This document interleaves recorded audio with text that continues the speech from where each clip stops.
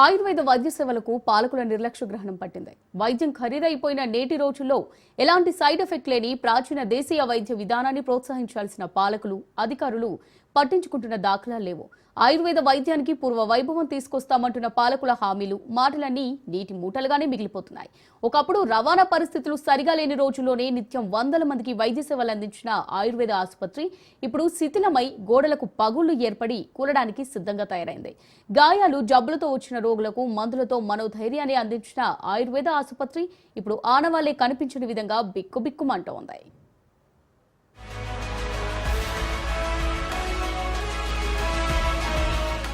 మంచిర్యాల జిల్లా జిన్నారం మండలం తపాలపూరు గ్రామంలోని ప్రభుత్వ ఆయుర్వేద వైద్యశాల ఇది. 1982లో అప్పటి ఆదిలాబాదు జిల్లా కలెక్టర్గా ఉన్న ప్రియదర్శిని చేతుల మీదుగా ప్రారంభమైంది. జీవి పీతాంబరతావు స్మారక ప్రభుత్వ ఆయుర్వేద వైద్యశాల 3 దశాబ్దాలకు పైగా తపాలపూర్ గ్రామంతో పాటు చుట్టుపక్కల గ్రామాలలో ఉన్న ఎంతో మంది రోగులకు వైద్య సేవలు అందించింది. ఎందరి ప్రాణాలు కాపాడి ఆయుస్సు పెంచి పునర్జన్మనిచ్చింది. ఇంకా మరెందరికో శారీరక వైకల్యం బారిన పడకుండా అడ్డుకుంది. వైద్య సదుపాయాలు చుట్టుపక్కల ఎక్కడా లేని ఈ ప్రాంతంలోని ప్రజలు జబ్బులు, రోగాల బారిన పడితే నేనున్నానంటూ మానసిక ధైర్యాన్నిచ్చింది. అప్పట్లో ప్రతినిత్యం వందలాది మంది రోగులతో నిర్విరామంగా కొనసాగిన ఈ వైద్యశాల సేవలు ప్రస్తుతం పూర్తిగా కనుమరుగవుతున్న దుస్థితి ఏర్పడింది.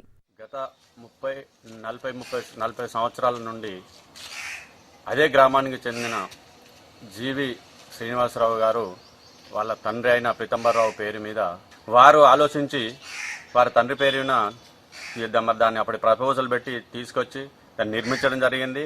అప్పటి నుండి దాదాపుగా ఒక 10 సంవత్సరాల దాకా వారే దాని ఆధీనంలో చూసుకోవడం జరిగింది. మరి 4-5 గ్రామాలకు మేలు జరిగింది. ఆ డాక్టర్ను కూడా ఫెసిలిటీస్ అన్ని వసతులు కల్పించి ఈ గ్రామాల ప్రజలకు సేవలు అందించాలని నా యొక్క మనవి. గత తపాల్పూర్లో ఉన్న ఆసుపత్రి భవనం అది కూలిపోయే పరిస్థితిలో ఉన్నది. దాన్ని వెంటనే ఆసుపత్రి పునర్నిర్మాణం చేసి డాక్టర్ కూడా లేడు. చాలా ప్రజలు ఇబ్బంది పడుతున్నారు. మందుల సౌకర్యం లేదు. ఈ ఉన్న ప్రభుత్వం వెంటనే చర్య తీసుకొని ఆసుపత్రి భవనం స్టార్ట్ చేసి భవనాన్ని పూర్తి చేయాలి. మళ్ళీ అట్నే డాక్టర్ సౌకర్యం కల్పించాలి. చుట్టుపక్కల రోడ్డుగూడెం, తిమ్మాపూర్, సింగరాయపేట గ్రామ ప్రజలు తపాల్పూర్లో ఇబ్బంది పడుతున్నారు.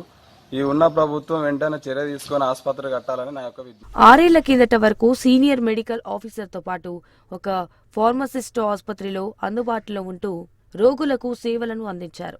డాక్టర్తో పాటు సీనియర్ ఫార్మసిస్ట్ 2019 ఆగస్టులో ఉద్యోగ విరమణ చేశాక మరో డాక్టర్ని నియమించలేదు. ప్రస్తుతం ఒక ఫార్మసిస్ట్ ఉన్నప్పటికీ ఆసుపత్రిలో కూర్చొని విధులు నిర్వహించే పరిస్థితి లేక ఆసుపత్రి ఎదుట కూర్చొని విధులు నిర్వహిస్తున్నారు. జబ్బులతో వచ్చే వారికి మందులు అందిస్తున్నారు.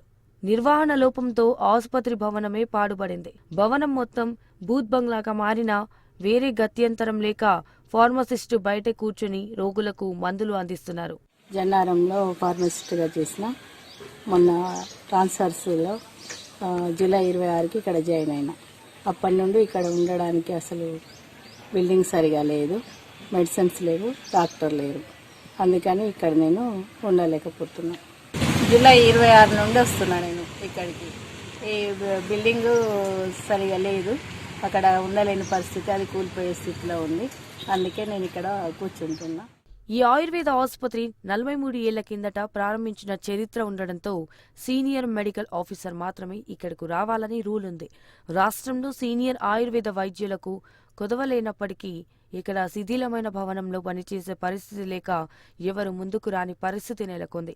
కనీసం జూనియర్ మెడికల్ ఆఫీసర్ విధులు నిర్వహించేలా డిగ్రేడ్ చేసైనా ఈ ఆసుపత్రికి డాక్టర్ను కేటాయించాలని ప్రజలు కోరుతున్నారు. గత పాలకులు ఈ ఆసుపత్రిపై దృష్టి పెట్టలేదని, కొత్త ప్రభుత్వమైన ప్రజల అవసరాలు, కోరికను దృష్టిలో పెట్టుకుని కొత్త భవనం నిర్మించాలని, అంతవరకు తాత్కాలిక భవనంలో పనిచేసేలా అనుభవజ్ఞులైన వైద్యులను నియమించి ప్రజలకు సేవలు అందించాలని కోరుతున్నారు.